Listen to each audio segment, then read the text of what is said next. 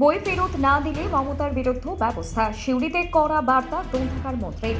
বিধানসভার গ্রন্থাগার থেকে রবীন্দ্র রচনাবলীর 19টি খণ্ড নেওয়ার পর নির্ধারিত সময় পেরিয়ে গেলেও তা ফেরত দেওয়া হয়নি। প্রাক্তন মুখ্যমন্ত্রী মমতা বন্দ্যোপাধ্যায়ের বিরুদ্ধে ওঠা এই অভিযোগ ঘিরে এবার কড়া বার্তা দিলেন রাজ্যের গ্রন্থাগার বিষয়ক মন্ত্রী গৌরীশঙ্কর ঘোষ। মঙ্গলবার সিউড়ির বিবেকানন্দ গ্রন্থাগারের 127তম প্রতিষ্ঠা দিবসের অনুষ্ঠানে যোগ দিয়ে মন্ত্রী স্পষ্ট জানান, বই ফেরতের ক্ষেত্রে কারো জন্য আলাদা নিয়ম প্রযোজ্য হবে না। সাংবাদিকদের প্রশ্নের উত্তরে তার দাবি, কোনো ব্যক্তি বিশিষ্ট হলেও নির্ধারিত সময়ে বই ফেরত না দিলে সাধারণ পাঠকদের মতোই তার বিরুদ্ধে নিয়ম অনুযায়ী ব্যবস্থা নেওয়া হবে। পাশাপাশি পূর্ববর্তী সরকারের আমলে মমতা বন্দ্যোপাধ্যায় লেখা বই গ্রন্থাগারগুলিতে কেনার জন্য সরকারি নির্দেশ দেওয়া হয়েছিল বলে অভিযোগ করেন গৌরীশঙ্কর ঘোষ। তার দাবি, দায়িত্ব নেওয়ার পর ওই ধরনের বই সরানোর নির্দেশ দেওয়া হয়েছে। আগামী দিনে গ্রন্থাগারগুলিতে স্বামী বিবেকানন্দ, শ্যামাপ্রসাদ মুখোপাধ্যায় সহ বিভিন্ন জাতীয়তাবাদী ও রাষ্ট্রবাদী ব্যক্তিত্বের লেখা এবং তাদের নিয়ে রচিত ইতিহাসের বইকে বিশেষ গুরুত্ব দেওয়া হবে বলেও জানান তিনি। এমনি তার বিরুদ্ধে অবশ্যই আইনানুগ ব্যবস্থা নেওয়া হবে, কারণ সবার ক্ষেত্রে আইন সমান। উনি প্রাক্তন মুখ্যমন্ত্রী হয়ে যদি বই নিয়ে গিয়ে ফেরত না দেন, একটা সাধারণ মানুষ বই নিয়ে গিয়ে ফেরত না দিলে যে ধরনের তার শাস্তি হওয়া উচিত, একই শাস্তি তারও হবে। কারণ তিনি বই নিয়ে গেছেন, পড়বেন, ফেরত দেবেন। কেন তিনি বই ফেরত দেবেন না? এই না দেওয়ার জন্য একজন সাধারণ পাঠকের যে শাস্তি হয়, তারও সেই শাস্তি হবে।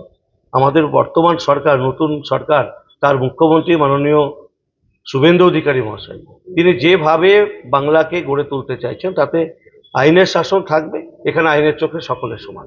বলছি, ওনার বিরুদ্ধে কি এই বিষয় নিয়ে কোনো আলাদা করে মামলার কথা ভাবছেন? দেখুন, অবশ্যই লাইব্রেরি ডিপার্টমেন্ট হলে তো লাইব্রেরি ডিপার্টমেন্ট অবশ্যই করবে, কারণ আমরা চাইবো যে আইন সবার ক্ষেত্রে সমানভাবে প্রযোজ্য হোক। উনি বিশিষ্টজন বলে তার ক্ষেত্রে আইন আলাদা হবে, এটা হতে পারে না। নতুন সরকার এভাবেই বাংলাকে গড়তে চাইছে। ওনার বই লাইব্রেরিতে আগে কিনতে বাধ্য করানো হতো, এখন কি ওগুলো আমি প্রথম দিনই বলেছি যে এপাং ওপাং ঝপাং বা অপ্রয়োজনীয় গ্রন্থ মমতা ব্যানার্জি বা তার গ্রন্থাগার মন্ত্রী সিদ্দিকুল্লাহ চৌধুরী যেগুলোকে শুধুমাত্র তাদের দলের মুনাফা তৈরি করার জন্য নিতে বাধ্য করেছিলেন, সেই ধরনের কোনো বই সরকারি লাইব্রেরিতে থাকবে না। আমি প্রথম দিনই বলেছি দায়িত্ব নিয়ে, সেই জায়গায় রাষ্ট্রবাদী বই, জাতীয়তাবাদী বই, যে ক্ষেত্রে যুবদের মেধার বিকাশ ঘটবে, সেই ধরনের বই লাইব্রেরিতে স্থান পাবে। মমতা ব্যানার্জি, সিদ্দিকুল্লাহ চৌধুরী অপ্রয়োজনীয় গ্রন্থ একটাও লাইব্রেরিতে থাকবে না। শ্যামাপ্রসাদ মুখোপাধ্যায়ের বই লাইব্রেরিতে রাখা অবশ্যই, যার জন্যই বাংলা তৈরি হয়েছে। বাংলা তো আমরা পেতাম না, সারা বাংলা তো পাকিস্তানে চলে যেত। শ্যামাপ্রসাদ মুখার্জি তৎকালীন পাকিস্তান থেকে অর্ধেক বাংলাকে নিয়ে এসে ভারতের অন্তর্ভুক্ত করেছিল বলেই আজকে আমরা এই বাংলাকে পশ্চিম বাংলা হিসেবে পেয়েছি।